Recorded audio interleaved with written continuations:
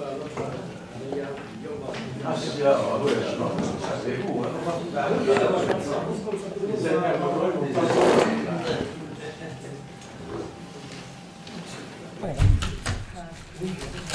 bois un coup et...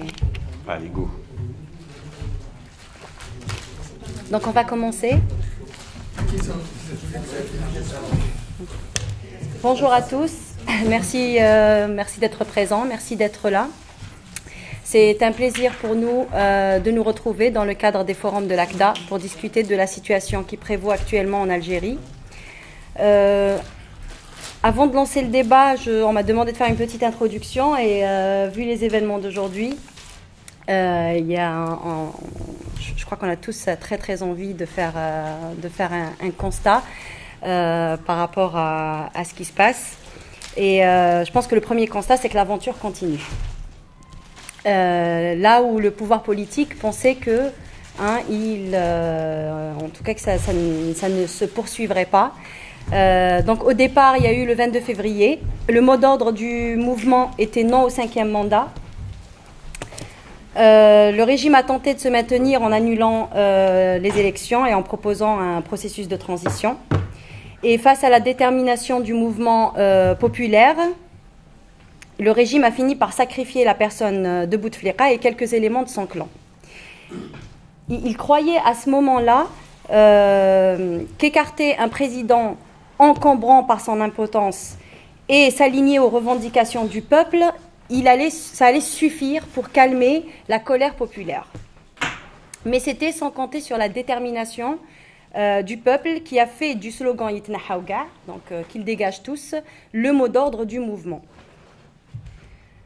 Aujourd'hui, pour se maintenir, le régime n'a pas d'autre choix que d'imposer l'organisation d'une élection présidentielle le plus tôt possible. Pour cela, il met tout ce qui est dans son pouvoir pour trouver dans la potentielle candidature de Benflis, de Tebboune ou peut-être de quelqu'un d'autre, on ne sait pas, une façade politique qui lui permettra de rasseoir sa légitimité et surtout de se maintenir au pouvoir et continuer à se régénérer tranquillement. Il a pour cela mis en place un habillage politique pour faire croire à une volonté de dialogue avec le Hirak à travers un panel issu d'un travail de clientélisation parmi les élites. Cette initiative ne suffisant pas, le régime a intensifié la répression des citoyens et des militants politiques. Il tente de semer la peur et d'empêcher les citoyens d'exprimer leur refus d'aller vers des présidentielles. Cette semaine, il a même fait très très fort en interdisant l'accès à la capitale, du jamais vu depuis l'indépendance. Et nous en avons vu, on a eu quelques images qui nous sont parvenues d'Alger. Les manifestants ont dû marcher vers la capitale en cachant leur drapeau national dans leurs sous-vêtements pour éviter de se faire arrêter. Aujourd'hui, la réponse du peuple à cette 31e marche contre le régime algérien a été sans équivoque. Nous avons vu les images qui nous sont parvenues donc depuis le pays, marée humaine à Alger, scandant « Jina Harragal l'Asima ». Nous sommes venus clandestinement à la capitale. Des femmes, des hommes et j'ai vu même des enfants ont envahi les rues d'Alger, toujours avec ce pacifisme légendaire et ce sourire permanent. Il y a aujourd'hui aucun doute, rien n'arrêtera les Algériens face au régime. Ni ces ruses politiques, ni la répression. Il n'y aura pas d'élection avec le régime mafieux. Donc la marche d'aujourd'hui était aussi massive et aussi insolite que les premières. Elle marque un deuxième sursaut, à mon sens en tout cas, et exprime la détermination du peuple d'en finir avec ce régime mafieux et avec son autoritarisme. Il exprime aussi sa volonté profonde de changement vers un état de droit et un système démocratique. Il faut donc continuer à faire écho à ce mouvement, d'abord en organisant et en renforçant la solidarité pour la libération des détenus, très important. Ensuite, en poursuivant la lutte entamée depuis des années pour un état de droit, une justice indépendante et pour la démocratie. Et c'est dans ce deuxième volet que s'inscrit le débat d'aujourd'hui sur pourquoi une constituante plutôt que des présidentielles. Donc nous avons pris pour prétexte un texte qui, je crois, a été initié par vous, Aïssa Kadri, et dans lequel ont contribué plusieurs personnes, dont 3 membres de l'ACDA.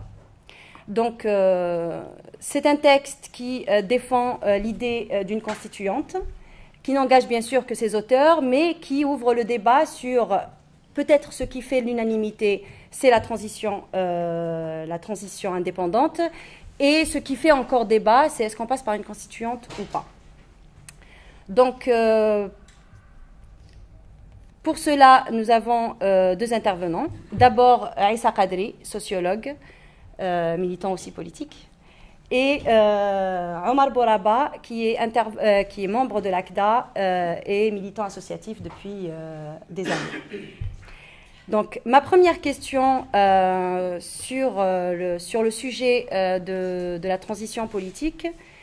Dans le texte, vous distinguez 2 pôles. D'abord, le pôle qui défend les élections présidentielles et le pôle qui défend le principe de transition politique. Dans le pôle de ceux qui défendent les élections présidentielles, on n'y trouve pas seulement les pro-régime, on y trouve aussi des personnes qui sont du Hirak et qui ont du mal à s'émanciper de l'État et du système et de ses institutions, qui ont du mal à voir le changement en dehors des institutions étatiques. Et qui peut-être croient à un changement à travers des élections qui seraient organisées par des instances indépendantes qui contrôleraient et organiseraient de manière indépendante les élections. Donc ma première question, ça serait pourquoi pas? Est-ce que je donne la parole d'abord à Omar? Bon. Je vais répondre comme ça à la volée si j'ai... Peut-être juste un mot pour reprendre ce qu'a dit notre jeune ami, c'est que le texte dont elle a parlé a été fait à plusieurs mains et j'en étais pas l'initiateur, pour dire les choses vraiment très honnêtement. Oui. C'est Mouloud Boumrar, notre ami qui est membre de l'ACDA, je pense, qui est actuellement à Istanbul, en détachement, qui a eu l'initiative d'écrire une première mouture du texte que moi j'ai reçue, sur laquelle on a discuté, on a échangé, jusqu'à ne plus finir, jusqu'à tout à l'heure. On continue à échanger par téléphone, WhatsApp, autour de cette mouture. Omar a participé, d'autres ont participé, Ahmed et d'autres ont participé à cette mouture. Donc voilà, pour rendre à César ce qui est à César, c'est pas moi l'initiateur. J'étais initiateur d'autres textes.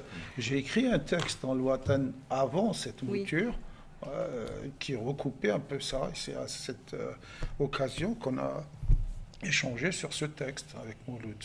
Très bien. Très bien. Donc Omar Bouraba, pourquoi pas des présidentielles? Dans ta question, d'abord bonjour à tous et à tous. Dans ta question, à mon avis, il y a plusieurs sous-questions, sous-jacentes. Pour pouvoir y répondre, à mon avis, il faut revenir à la nature du mouvement populaire. Il faut toujours, lorsqu'on analyse ce mouvement, il faut revenir d'une façon lucide, froide, à l'état politique dans lequel nous étions avant le 22 février. C'est très important. Souvenons-nous, on était dans une impasse politique terrible. Nous étions... alors tu parlais tout à l'heure de pôles, nous étions séparés en 2 pôles, les déprimés et les très déprimés.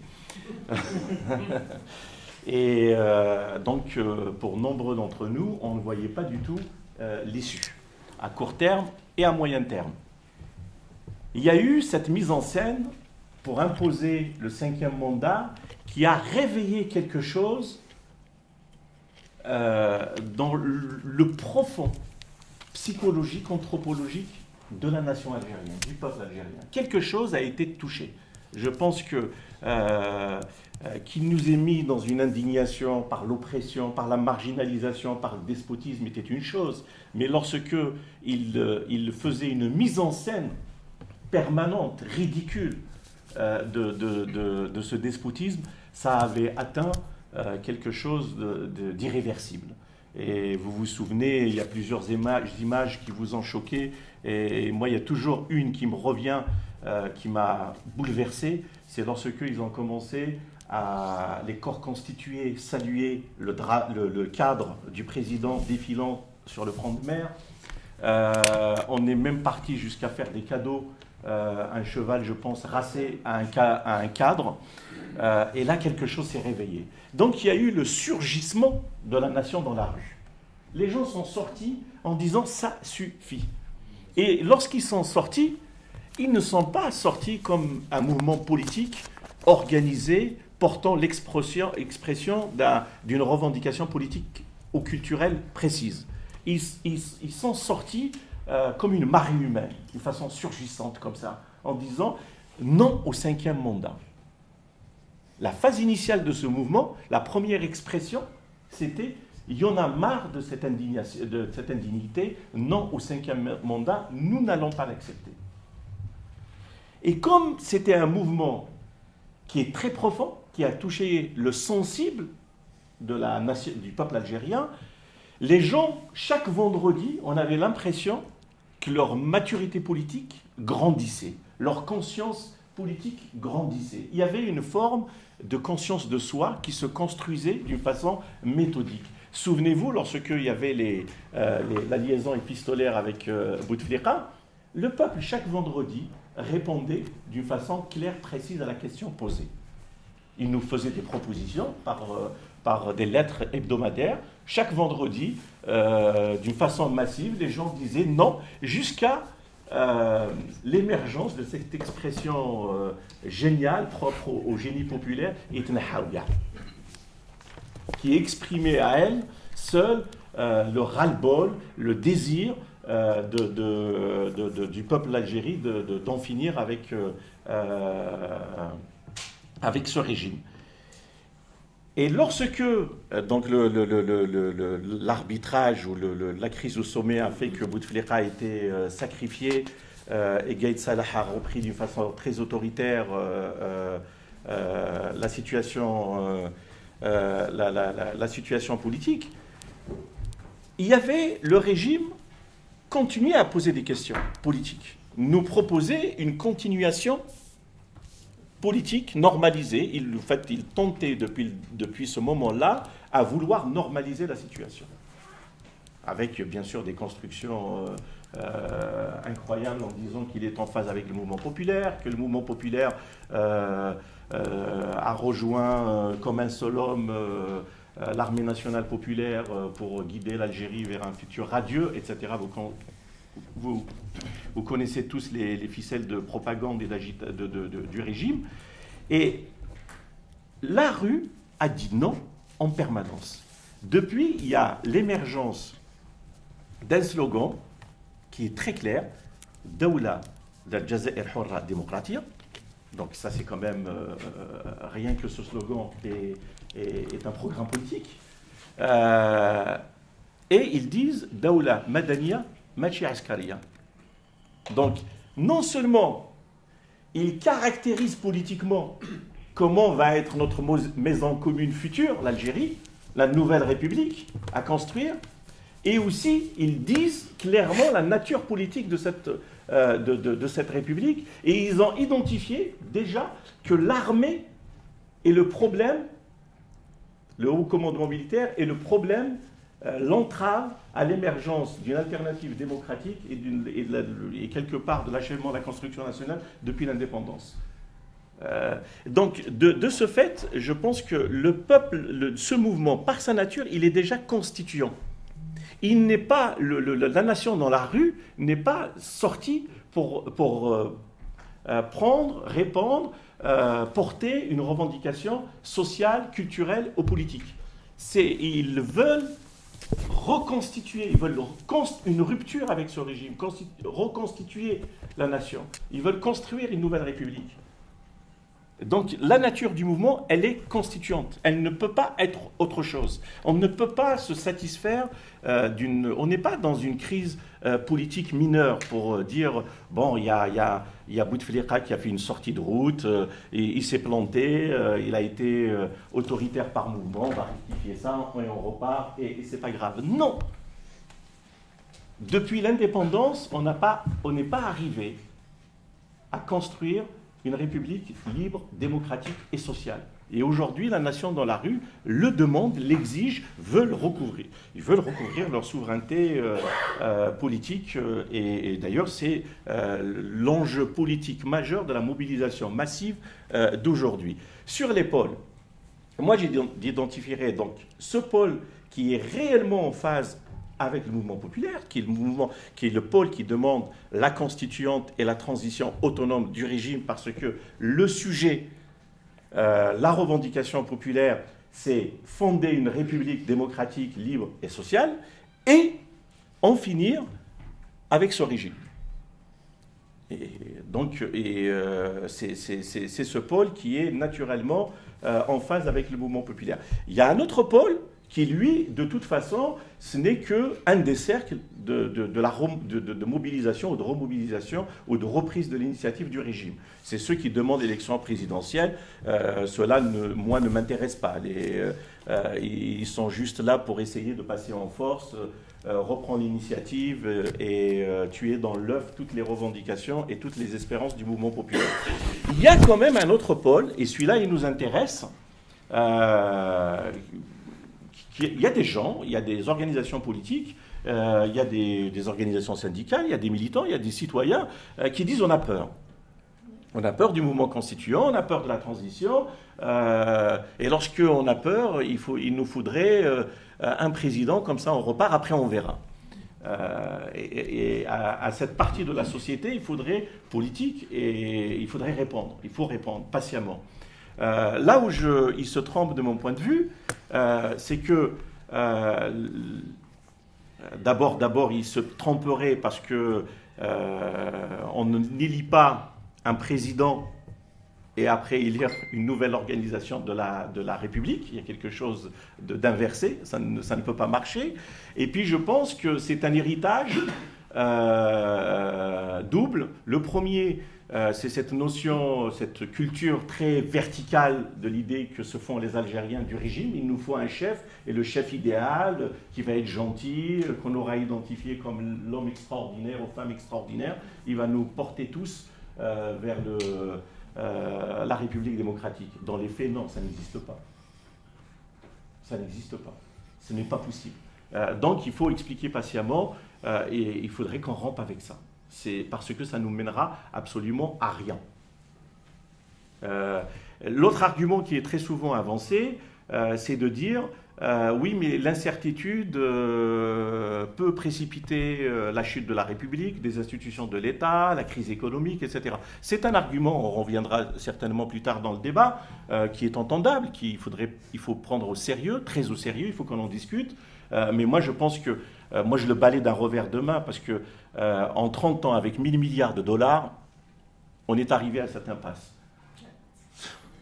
Alors, je vous laisse imaginer le même régime avec une situation économique précaire, avec une rente pétrolière de plus en plus faible. Donc je vous laisse imaginer la conséquence pour l'Algérie de demain. Donc voilà, je ne sais pas si j'ai brossé à peu près j'ai répondu à ta question ou pas. Oui. Ceci dit, moi, de mon point de vue et du point de vue de beaucoup de...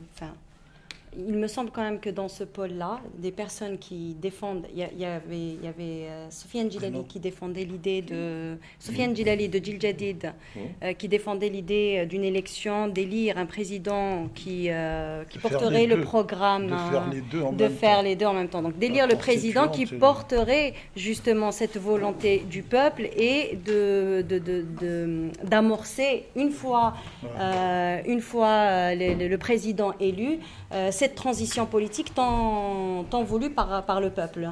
Et oui, la question se pose, pourquoi pas, ce serait peut-être un peu plus facile et ça nous éviterait éventuellement, je parle à la place de ceux qui ont... Enfin, parmi les craintes, c'est la durée de cette transition. Ça pourrait créer une espèce de stabilité, en tout cas un cadre stable dans ce moment de transition. Alors que la transition en elle-même, elle fait peur justement par le fait que le cadre n'est pas totalement clair. Non, mais voilà, j'essaie de... Enfin, moi, je reprends les craintes des... Ah, et ça, tu reprends ou Oui, alors, d'abord, nous, on avait donc produit ce texte un peu pour le mettre au débat. Hein, oui. Et ce texte a été déjà publié, je pense, dans Maghreb Émergente, mais il n'a pas été diffusé partout. On l'a envoyé aux journaux, il n'a pas été... Majid. Hein? Il n'y a pas de sono, donc s'il vous plaît, on va essayer de... Je disais que nous avions produit ce texte ensemble pour le mettre au débat sur un processus constituant. Je l'avais même envoyé à notre ami Allez-y. Et donc, je suis très heureux d'être là ce soir pour en débattre sur ce texte et pour que nous débattions ensemble d'une sortie de crise. Je veux dire qu'on n'est pas là pour dire que c'est la bonne solution, que c'est la bonne voie, mais de faire des propositions de débat. Et merci pour l'invitation au débat de la part de l'ACDA. Et d'abord, avant tout, je dois exprimer ma solidarité avec nos concitoyens emprisonnés, auxquels il faut penser aujourd'hui, qui ont été arbitrairement emprisonnés, et demander leur libération. Je pense qu'on est tous là d'accord, et en même temps ensemble, pour peser sur leur demande de libération, parce qu'ils n'ont fait qu'exprimer leur opinion, qui est l'opinion de la quasi-totalité du peuple algérien, qui chaque vendredi, comme vous savez, le mardi c'est les jeunes étudiants, appellent à sortir de l'enfermement autoritaire et vouloir vivre dans une société de liberté, de droit, une société ouverte. Donc, pour ce qui est de cette bipolarisation du point de vue des voies de sortie, nous avions donc proposé cette voie constituante en parlant d'une constituante exclusivement constituante. Pour revenir sur la durée, mais on aura l'occasion tout à l'heure d'en parler. Alors pourquoi ne pas aller vers une élection présidentielle et pourquoi l'élection présidentielle nous est apparue dans le moment inopportune et qui va aggraver les choses et qui est d'une certaine façon une reproduction du système. Dès le départ, on a perçu qu'une élection présidentielle était quasiment une étape dans la reproduction du système. Quoique les conditions puissent être les plus transparentes, les plus honnêtes, les plus favorables, etc. Une élection plutôt ouverte et plurielle, ça nous semblait mal parti. Et de toute façon, tout se passait comme si cette élection ne ferait que reproduire le système. Pourquoi ? On a, de ce point de vue-là, et d'ailleurs en discutant justement avec des leaders du Hirak quand j'étais à Alger en août, je dirais peut-être les noms tout à l'heure, certains étaient pour l'élection présidentielle.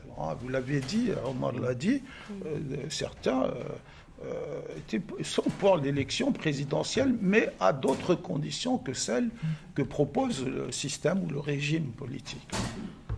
Et en discutant avec eux, justement, réapparaissaient ces réserves qui étaient que si on va vers une constituante, ça va durer, ça va fragmenter la société, c'est le chaos, c'est la peur, c'est la peur de l'avenir, la peur du lendemain, on ne sait pas où on va avec une constituante. Alors je disais, mais comment vous allez aller à une présidentielle, sur quelle base, et sur comment la campagne électorale va se faire. Et là aussi, on va être dans le chaos et vous aurez des gens qui vont arriver, dire demain en race gratis, qui vont être élus et qui vont reproduire le système. De ce point de vue-là, donc on a énoncé un certain nombre de de réserve sur l'élection présidentielle. Alors, la première réserve, c'est qu'on ne peut pas faire une élection présidentielle dans le cadre du système politique actuel. Pour nous, ça paraissait de manière évidente. Le système cadre politique de l'ancien système a amené le pays à cette impasse, à ce mur, et que donc il fallait en sortir pour pouvoir reconstruire quelque chose. Même si le président venait à être élu au terme d'une élection moins truquée, même aujourd'hui, que les précédentes, que pourrait-il faire dans des conditions de fonctionnement institutionnel actuel, politique, qui n'aurait pas été profondément redéfini? On aura un Bouteflika bis ou quelqu'un ou d'autres bis qui ont été là depuis 1962. Insister sur l'élection présidentielle, c'est d'abord, et ça a été dit par Omar, c'est minimiser l'ampleur de la crise actuelle. Ce n'est pas une crise, je vais dire, conjoncturelle, mais c'est une crise structurelle qui remonte disons, j'allais dire, au mouvement national et à l'indépendance nationale, et qui donc ne réside pas dans le nom du futur président. La solution n'est pas dans le nom du futur président, mais c'est la conception de l'État-nation même algérien qui est en jeu. Et la solution ne peut se résoudre, ne peut se résumer à une élection présidentielle plus ou moins libre. Sur quelle base, je disais tout à l'heure, va se faire la campagne électorale? Qui va garantir qu'un président élu n'utilisera pas les institutions à son seul profit? Qui garantit que le pouvoir de l'argent a disparu, ne sera pas là? Qui garantit qu'un candidat populiste, on a le cas tunisien à côté, ne soit pas élu et instrumentalisera les institutions à son seul profit? Il y a donc, pour nous, nécessité de repenser les pouvoirs du nouveau président, s'il fonctionne bien, dans un cadre nouveau, dans un cadre politique nouveau. Penser par ailleurs une sortie de crise par une élection présidentielle avec les mêmes institutions, le même système de partis, sans base sociale d'ailleurs, pour la plupart. Vous savez, aujourd'hui, je viens d'apprendre Bengrina, je ne sais plus de quel petit parti a été retiré les fiches de signature pour être candidat. Le système parlementaire actuel, l'organisation des pouvoirs, aucune institution ne fonctionnant comme il faut, de penser à faire une élection présidentielle, et cela va même aggraver les problèmes. Alors, sortir du cadre constitutionnel actuel nous semblait extrêmement important, et penser à un processus constituant. Alors, le deuxième volet de notre proposition, c'est de justifier ce processus constituant. Il y a effectivement un certain nombre de difficultés, et par comparatisme à beaucoup de sociétés qui ont été dans ces situations de transition démocratique, il y a, me semble-t-il, des éléments qu'on peut prendre ici ou là pour penser ce passage difficile. Alors on me pose souvent la question, on pose la question, quand on discutait même à bâton rompu comme ça, de qu'est-ce qu'il faut faire tout de suite? Qui va faire quoi? Est-ce qu'il faut un haut comité, une conférence nationale? Comment peut-on démarrer les choses? Je pense qu'on va en parler. Il y a, moi j'ai regardé des expériences de transition constitutionnelle, il y a ce qu'on appelle des constituantes inclusives, multilatérales, à plusieurs dimensions, notamment il y a le cas de l'Afrique du Sud, le cas du Niger, du Bénin, il y a beaucoup d'exemples, même des exemples opposés, le cas de la Russie, de l'Ukraine, etc., où on peut puiser pour penser à une sortie, disons, dans cette transition démocratique. Je pense que le deuxième volet de notre débat, c'est cette proposition de comment penser une transition indépendante du régime, qui ne signifie pas le chaos ni le vide. Elle sera basée, on l'a dit très vite, sur un texte constitutionnel qu'on appelle pacte d'honneur, charte, mini-constitution, plateforme constitutionnelle, élection sur la base d'un programme de réforme, ou même on a pensé à une constituante, disons, composée par quota, qui n'est pas élective. Ça a été le cas de l'Afrique du Sud. la première conférence d'Afrique du Sud, elle n'a pas été élective.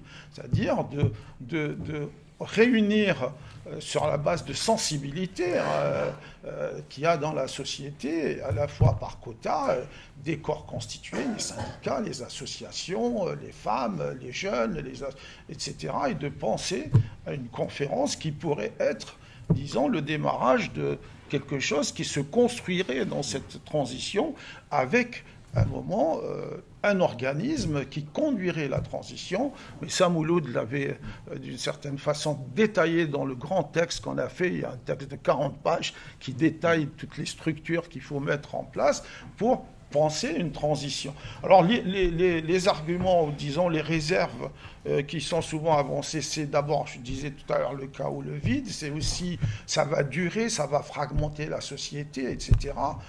En fait, en pensant à une constituante exclusivement constituante, on pourrait trouver le moyen d'aller très vite.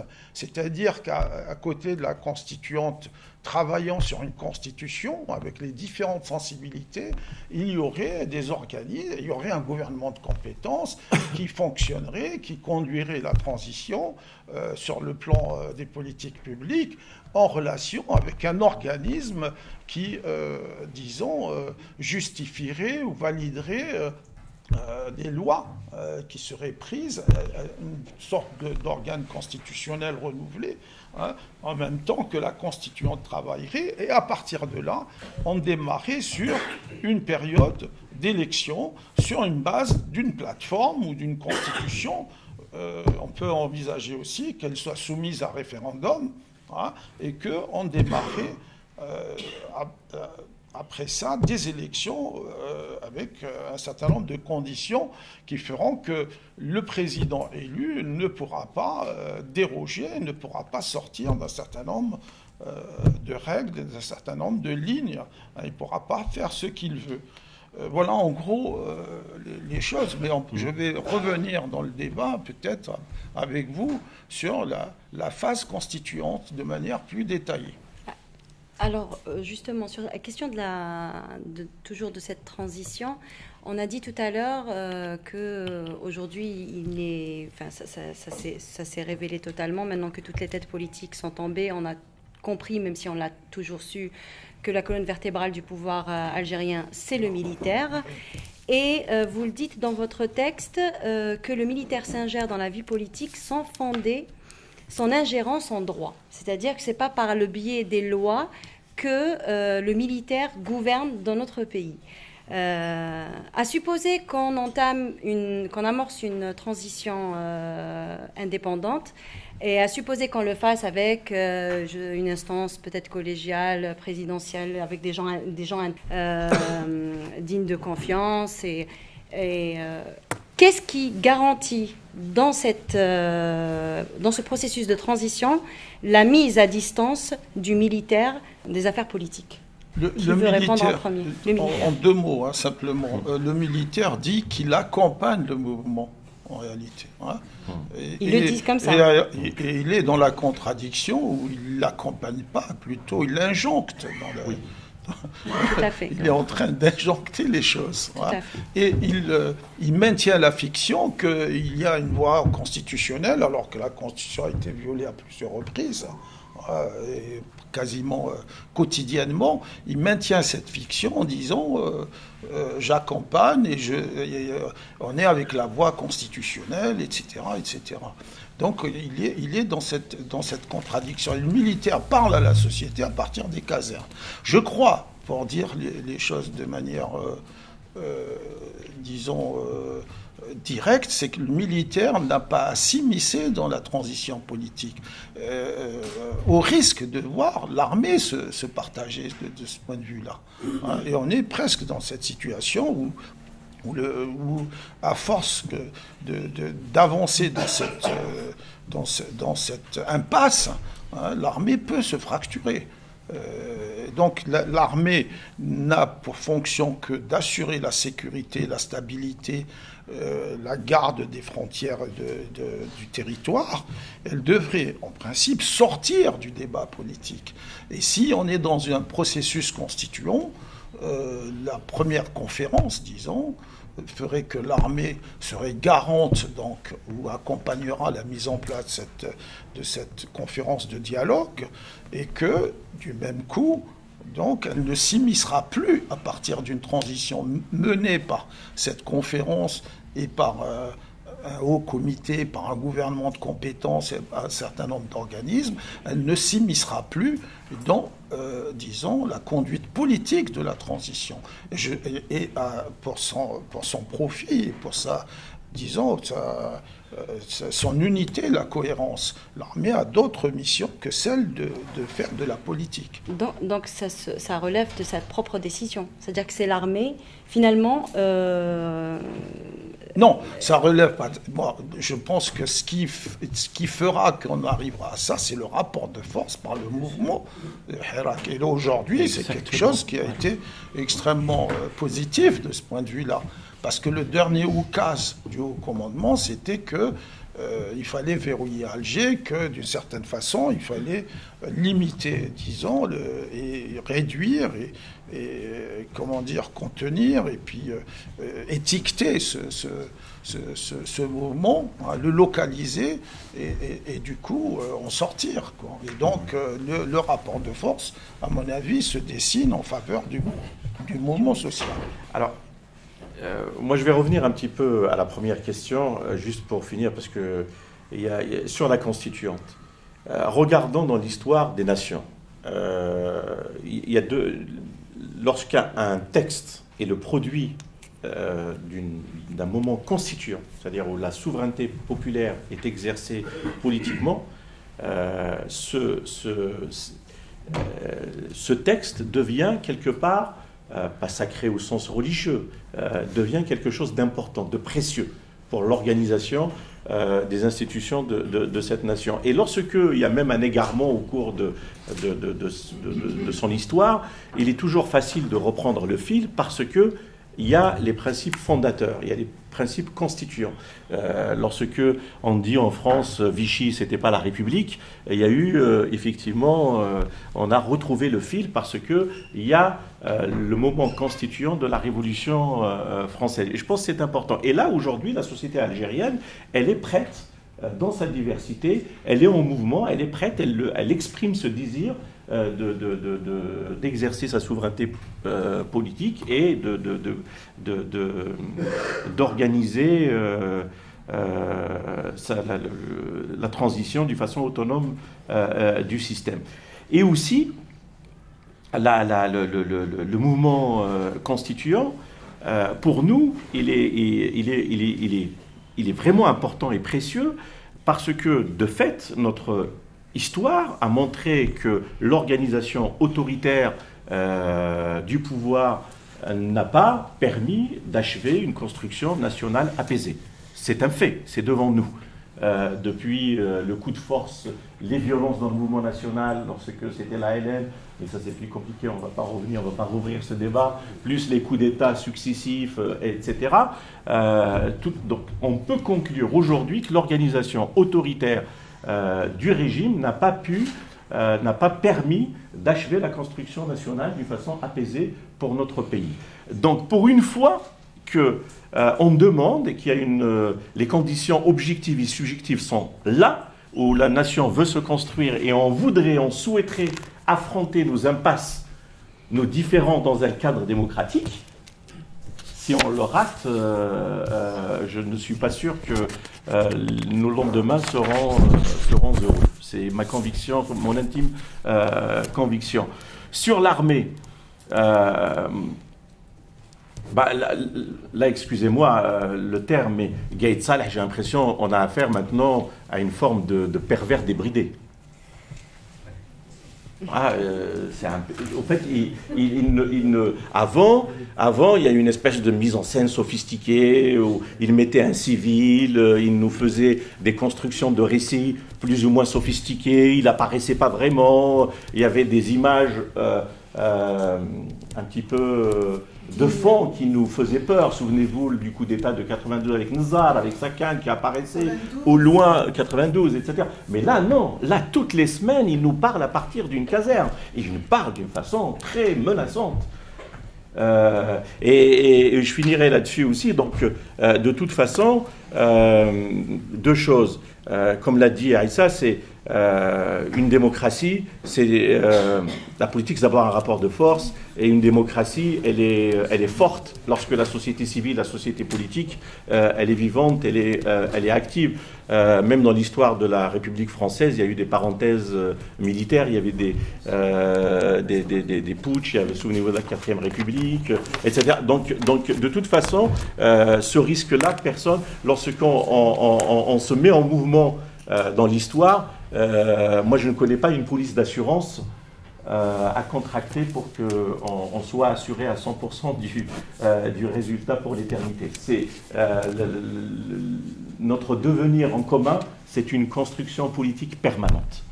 Et elle dépendra de nous, des organisations politiques qu'on va construire, de notre clarté dans nos idées politiques. C'est ça qui fera qu'on réussira ou pas. Je dis, ce qui est au fond du débat aujourd'hui, c'est la crise de l'État-nation algérien. C'est plus qu'une crise j'allais dire, certains la qualifient de crise du système.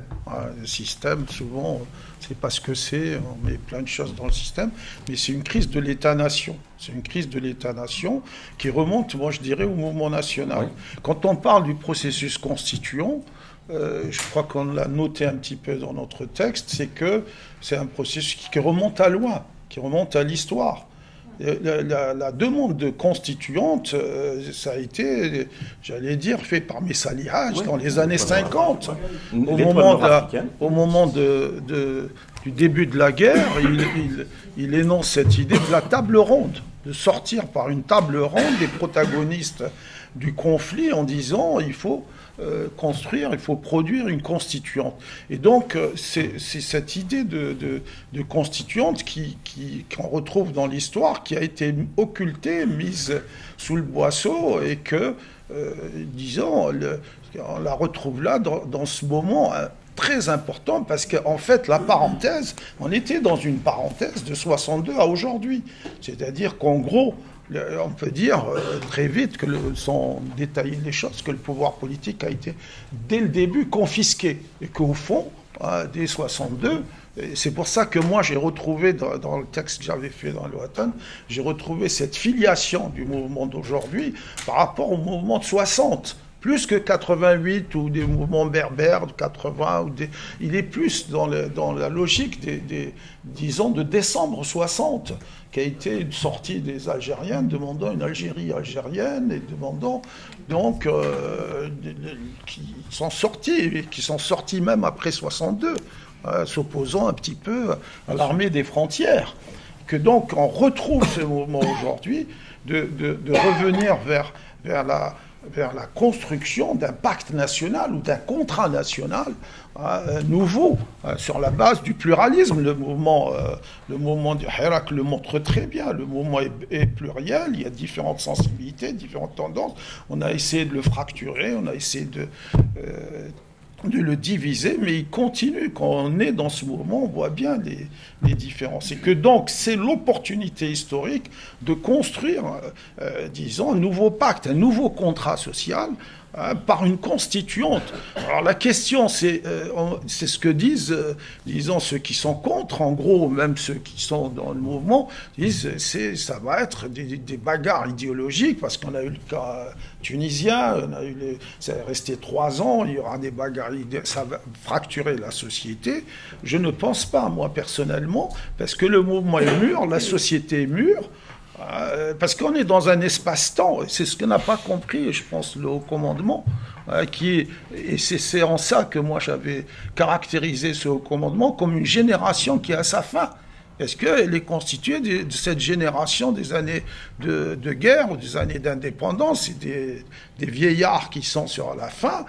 Mais c'est vrai, ils n'ont pas compris que le monde est en train de basculer, qu'on est dans un espace-temps de crise de la représentation, de crise des identités, de crise de l'État-nation, qu'il y a des choses à reconstruire aujourd'hui, qu'il y a des demandes qui arrivent partout dans le monde d'ailleurs, qu'il y a les gilets jaunes, il y a des demandes qui arrivent par le bas, qui sont des demandes de s'approprier sa vie, de peser sur sa vie, de vivre sa citoyenneté dans le moment, et donc de ne plus se laisser enfermer dans le cadre politique traditionnel obsolète. C'est un peu ça qu'on est en train de vivre ici, d'ailleurs en France et en Algérie, un peu partout. Les gens ont envie de peser sur leur vie. Et ce mouvement, c'est ça qui monte tous les jours. Il a envie de sortir du cadre ancien, du cadre traditionnel. Il a envie de nouvelles têtes, de nouvelles personnes. Il a envie même de s'auto-organiser. Je ne sais plus qui disait un peu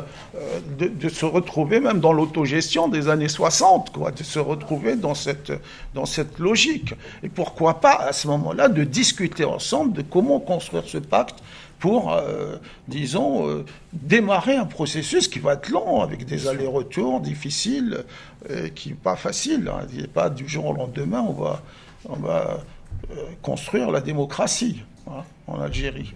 Ouais.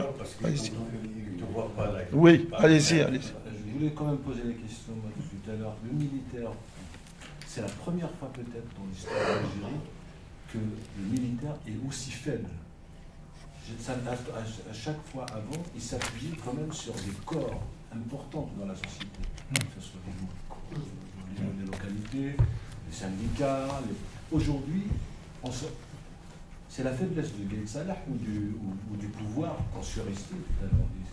Qu'est-ce qui lui reste? Il ne fait que parler d'une caserne. Il est entouré de qui? De militaires. Il n'y a pas de... Il y a personne, on dirait qu'il n'y a personne. Il ne faut pas croire. Hein. Pardon? Parce que les contre-révolutionnaires... Non, mais pour la première fois, avant, tous les militaires qui ont succédé en Algérie, ils se sont appuyés sur une partie des corps de la société. Mais aujourd'hui, c'est quand même une des faiblesses une des faiblesses, et d'ailleurs,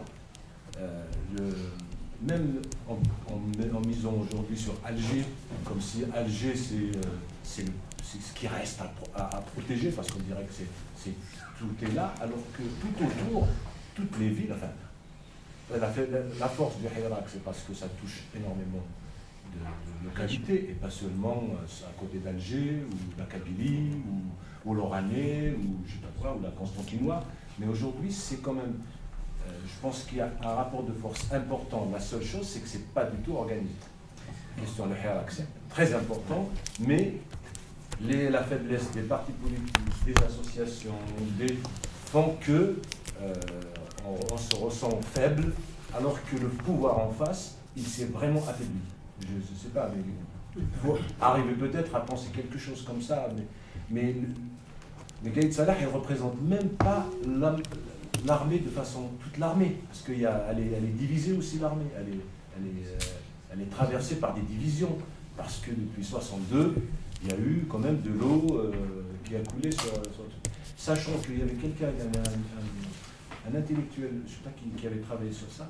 En 62, il disait que l'armée avait formé 7000 agents qui ont occupé tous les postes ministériels. Parce que l'encadrement en Algérie, il n'y avait que l'encadrement militaire qui participait, qui existait. Donc tous les ministères ont été en fait dirigés par des cadres issus de l'armée. Ça, c'est en 62. Aujourd'hui, Gaïd Salah qui se retrouve juste dans la caserne, pour moi, c'est vraiment une des caractéristiques de ce... D'ailleurs, ça semble un peu daté, on dirait les années 70, dans les pays d'Amérique du Sud, ou je ne sais pas quoi, mais c'est pas l'Algérie jusqu'à présent. Les militaires, ils se sont toujours appuyés sur des civils, sur des corps, sur... Vous vouliez réagir? Réagir et poser au même temps... Ouais, des questions peut-être. Des questions, en fait, mais à peu près dans le même sens, parce que ce que tu disais tout à l'heure, Vanessa, sur la question intergénérationnelle, dans la lecture que je propose, c'est qu'on est dans un espace-temps où la question des générations pourrait éventuellement être un peu le cœur du problème, mais se pose la question, parce qu'effectivement, on regarde énormément la société, mais on se refuse de réfléchir à l'armée dans sa réalité actuelle. Parce que déjà, il y a une opacité, alors qu'habituellement, on a quand même un regard, on a quand même une lecture des équilibres régionaux, parce qu'on a cette habitude-là, c'est quelque chose qui a été hérité de la LN, que l'ANP a combattu, enfin, c'est vraiment un questionnement. Je me suis posé la question, l'une des ombres de lecture là tout de suite, c'est pourquoi AGS, dans sa splendeur et dans sa grandeur prétendue, n'a pas d'accompagnateur et d'accompagnement. Pourquoi on entend, ce qui est très inquiétant, c'est qu'on a un haut commandement de l'armée, la grande muette est devenue tellement bavarde, ou, comme vous le disiez tout à l'heure, c'est qu'on n'a plus besoin d'un civil qui fasse le pantin. On n'en a plus besoin, donc ça pose énormément de questions.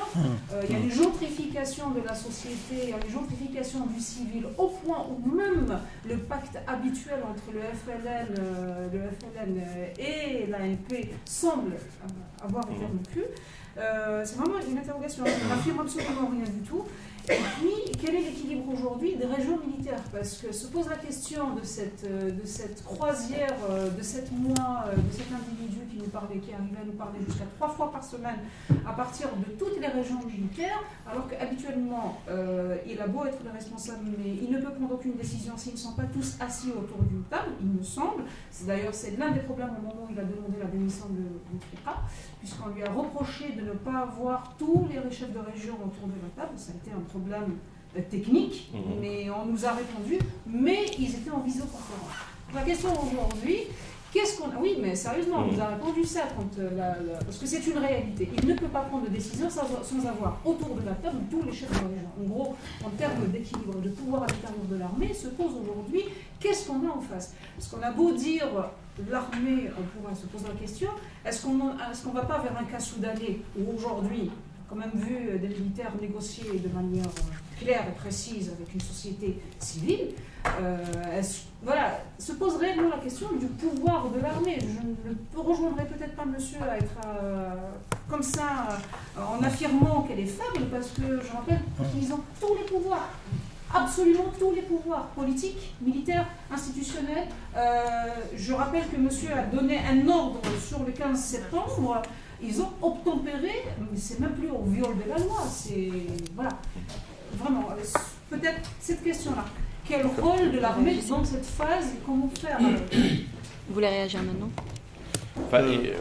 C'était un peu long, hein, non, c'est pas long, mais de toute façon, c'est une question très importante. Alors, il y a des pistes de réponse, parce que l'une des natures du régime algérien, c'est son opacité.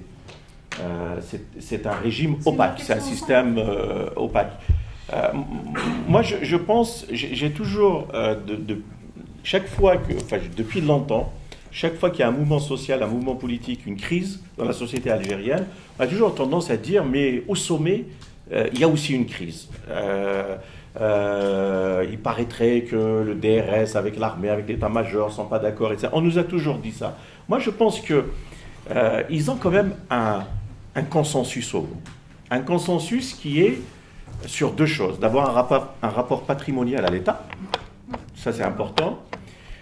Ils ont une vision, ils fonctionnent comme des militaires, ils pensent que le peuple est dangereux, ils ne veulent pas que le peuple exerce sa liberté d'expression, donc l'État leur appartient, l'Algérie, ils l'ont hérité, ils l'ont gagné au colonial. Voilà, ils l'ont gagné, ils le gardent comme on garderait un butin dans un film western. C'est à eux, moi, ma lecture aujourd'hui, ce qui s'est passé les 30 dernières années, je pense que l'arrivée de Bouteflika a reconfiguré les équilibres au sommet. La profusion d'argent, les 1000 milliards de dollars, parce que la rente c'est quelque chose d'essentiel pour l'organisation de ce régime, a reconfiguré les choses. Et Bouteflika parce que d'abord techniquement il pouvait pas, l'état-major ne pouvait pas, les corps constitués gérer toute cette rente, elle était tellement énorme. Le clan présidentiel a quelque part gagné, ou bien il a pu organiser une nouvelle clientèle autour du régime. C'est des oligarques. Oui, voilà, une clientélisation. Et cette clientèle civile, des entrepreneurs, les haddad, les koninaf, etc., répondaient aux commandes publiques. C'était les dés étaient pipés par avance, mais ils étaient une courroie de redistribution de la rente et commençait à apparaître une classe sociale qui était importante, qui avait de fait un poids économique très très important, et donc elle pouvait prétendre à un projet politique. C'est toujours comme ça que ça se passe.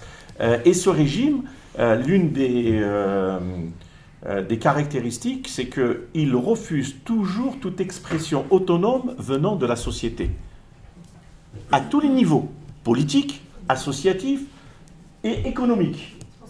Aujourd'hui, même la façon avec laquelle ils parlent arabe, c'est ça aussi. Ils ne veulent pas d'une bourgeoisie autonome. Ils veulent dire l'État c'est nous, la rente c'est nous, nous allons décider qui va bénéficier de cette rente, qui ne va pas bénéficier. Tu veux bénéficier, il faut que tu sois un cercle du pouvoir.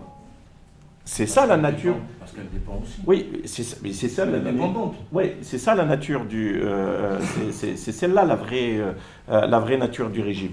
Et aujourd'hui, j'ai l'impression que Gaïd Salah a vendu quelque chose en interne en disant que nous avons défait la partie du DRS qui a fait ce deal avec la présidence, ce qu'il appelle lorsqu'il lui la bande. Nous allons maintenant faire revenir le contrôle de l'État et de la rente exclusivement par l'armée. Et je pense que lorsqu'il va parler dans les régions militaires, ça a deux fonctions. Il parle à nous pour nous menacer, parce que c'est une mise en scène quand même très militarisée, et il parle aux troupes. Et si on prend du recul, on voit le nombre de nominations qu'il y a eu ces 3 derniers mois, c'est énorme. Le régime, il est sorti de la torpeur dans laquelle le mouvement populaire l'a mis tout au début. Il a pu reprendre l'initiative. Il est en train de se réorganiser. D'ailleurs, aujourd'hui, on reviendra peut-être dans le débat. Moi, je pense qu'il va essayer d'imposer l'élection présidentielle parce que c'est une continuation de régime. Et de toute façon, le respect de la Constitution, il s'en fout. Il la viole tous les jours. Et ils ont violé la Constitution lorsqu'ils ont voulu proroger le 4e mandat. Ça ne leur a pas du tout posé problème. Donc aujourd'hui, ils vont essayer d'imposer l'élection présidentielle. Et de toute façon, s'ils n'y arrivent pas d'ici décembre pour une raison, parce que le mouvement populaire reste fort, ça ne m'étonnerait pas du tout qu'ils soient prêts à assumer une période longue de crise, de reprise du pouvoir d'une façon autoritaire. Ça, voilà, ils seraient à mon avis prêts parce que ils ne partiront pas facilement. Je rajoute juste un élément et puis je m'arrête là. Il y a eu c'est assez intéressant d'écouter les petits pions du FLN qui envahissent un peu les plateaux et tout. Il y a 2 jours, un individu, alors dont je n'ai pas retenu le nom, a terminé son plateau sur France 24 arabe en disant que de toute façon on ne laissera pas partir le pays vers une crise, on plébiscitera Gaïd Salah pour une période de 5 ans. Il l'a dit, le débat se terminait. La personne qui lui faisait face ne pouvait pas rebondir parce que le débat se terminait. Il a terminé comme ça. Et c'est un gage du comité central. Peut-être que c'est des éléments de langage, ils essayent comme ça de... Après, voilà. Est-ce qu'on ne peut pas parler des choses... Excusez-moi, pardon. Juste pour que le débat, il n'y a pas de souci, pour que le débat se fasse bien, j'ai pris quelques inscrits, donc monsieur voulait parler, et puis c'est juste pour que, voilà, et puis vous juste après. Oui. Moi, je fais une analyse, j'ai une vision un peu plus dangereuse que ce que vous voyez. Tout le monde pense que l'armée est foutue. Vous faites ce que vous n'avez pas compris. Après Bouteflika, ils vous ont dit on a besoin d'1 an. Ils avaient besoin d'1 an pour se réorganiser. Même si on arrive à passer vers une phase de transition, ça sera difficile d'évacuer ces militaires de politique. Et autre chose sur laquelle je ne suis pas d'accord du tout pour la constituante. Je suis pour une transition. La constituante, il ne faut pas la faire à la française. Il ne faut pas la faire au niveau central. Parce que si on la fait au niveau central, on ne va pas s'en sortir. À mon avis, il faut régionaliser et créer des constitutions régionales. C'est plus facile de faire des constitutions régionales et de faire après une constitution globale. À mon avis, et ça nous permettra même éventuellement de sortir du piège de cette armée qui veut maintenir un État central. Parce qu'il maintient un État central tel qu'il est ici. Déjà, la France, ils sont en train de passer à la régionalisation. Ils ont compris que le système du jacobinisme a été dépassé. il faut, à mon avis, arriver. À mon avis, c'est un avis. Après, c'est votre avis. On ne le dit pas, il faut comme ça. Bien sûr, on est là pour Vous laissez finir. Vous dites. Non, vas-y, il faut y aller. Moi, Les avis sont. je pense que. D'ailleurs, c'est simple. Les pays qui ont réussi dans le monde, c'est les pays fédéraux. Vous allez dans le monde, économiquement, les meilleurs pays, les plus avancés, c'est les pays fédéraux. Je ne parle pas d'État fédéral, je parle de régionalisation. Et je pense qu'on gagnera beaucoup et à aller vers des constituantes, bien sûr dans une phase de transition, vers des constitutions régionales, faisant appel à la population et aux partis politiques, c'est-à-dire avec deux assemblées, assemblée populaire et assemblée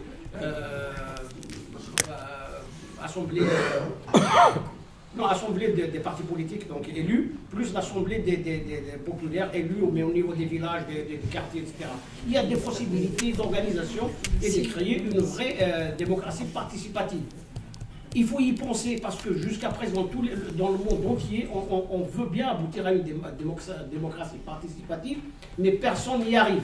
Nous, je pense que nous avons ici une chance d'arriver à créer un modèle à nous, qui n'appartient à personne. Jusqu'à présent, nous réfléchissons tous au modèle à la française, au modèle à la... Il faut qu'on creuse un peu plus que les universitaires, creusent un peu plus parce que jusqu'à présent, si vous avez remarqué, notre calendrier, c'est Gaët Salah qui le donne. On ne fait que répondre à ces provocations. On n'a pas beaucoup de gens qui se réunissent, qui avancent, qui réfléchissent à demain. Il faudrait, on le fait aussi à Riposte, on le fait, vous le faites un peu ici, mais c'est pas assez. Il faut vraiment, il faut faire plus, pour qu'on puisse demain arriver avec des propositions concrètes, claires, parce que si demain ce pouvoir tombe, il faut bien qu'on ait une idée déjà, par où on va commencer. Jusqu'à présent, bon, il y a les démocrates, donc avec le PAD qui sort un projet. Mais le reste de la société, autre que les démocrates, il n'y a rien. C'est-à-dire, pour le moment, il n'y a que les démocrates qui nous ont donné un projet, le PAD. Mais l'autre... Peut-être qu'on devrait rappeler ce que fait la dynamique de la société civile. Amr, est-ce que tu peux nous en dire un mot sur Je ne sais pas s'il a terminé. Non, c'est bon. C'est bon. Hein